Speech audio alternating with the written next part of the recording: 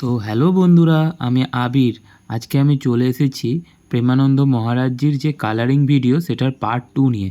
আগের পার্টে তোমরা দেখেছিলে আমি কিভাবে স্কিন কালার করেছিলাম এবং তারপরে গোফের কিছুটা পার্ট কালার করেছিলাম। তো আজকে আমি পুরো দাড়ির কালারটা এবং চুলের কালারটা করে দেখাবো।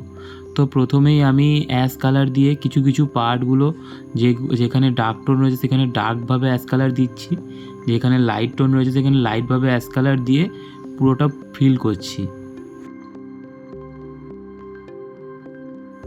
এরপরে কিছু পার্টে আমি ব্রাউন কালার এবং তারপরে আমি পুরো ডার্ক কালারটাকে ফুটিয়ে তোলার জন্য ব্ল্যাক কালারে ইউজ করছি। তারপরে আমি এটাকে পুরোটা ব্লেন্ড করব। কিভাবে করছি সেটা তোমরা দেখতে থাকো।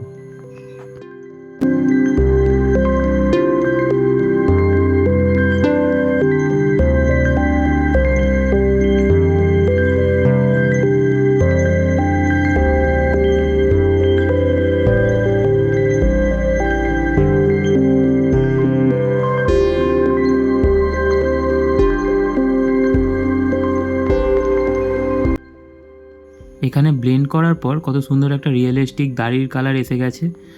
এরপরে আমি চুলের যে জটার কালারটা রয়েছে সেটা করব।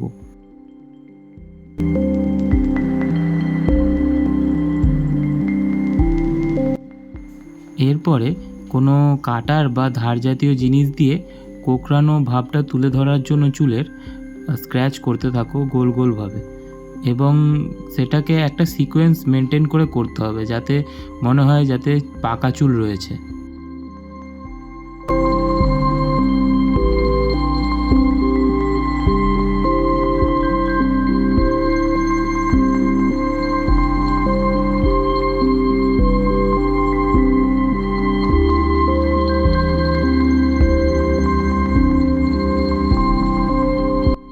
সেম একইভাবেই দাড়ির ফ্লো আর গোফের ফ্লো মিলিয়ে ধারালো কোনো জিনিস দিয়ে স্ক্র্যাচ করে নাও।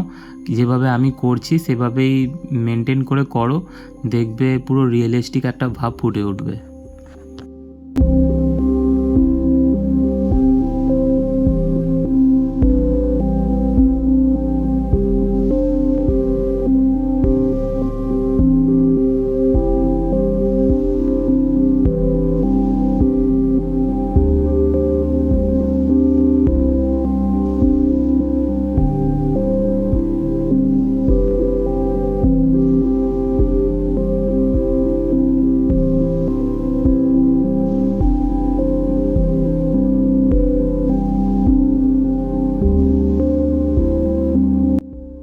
এরপরে ওনার সাদা যে দাড়িগুলো রয়েছে সেগুলো ফুটিয়ে তোলার জন্য আমি সাদা কালারের কিছুটা ইউজ করছি এবং তার মধ্যেই কিছু কিছু ব্ল্যাক দাড়িও রয়েছে, সেগুলোকে তোলার জন্য আমি ব্ল্যাক মার্কিং পেন্সিল ইউজ করছি।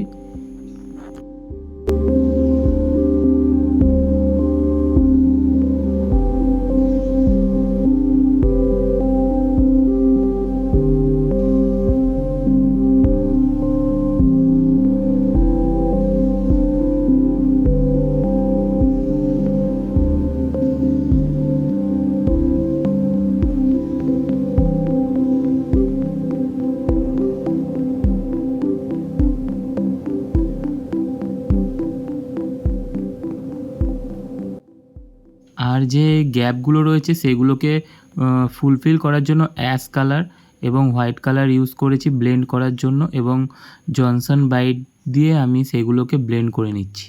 এবং দাড়ির যে নিচের পার্ট রয়েছে সেখানেও ব্রাউন আর অ্যাশ কালার আর ব্ল্যাক কালারের মিশ্রণ দিয়েই পুরো কালারটা করছি।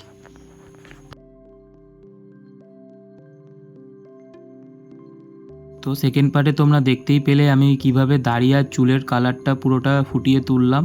তো ভালো লাগলে সাবস্ক্রাইব করে পাশে থেকো, কমেন্ট সেকশানে লিখো কেমন লেগেছে, আর দেখা হচ্ছে পার্ট 3-তে।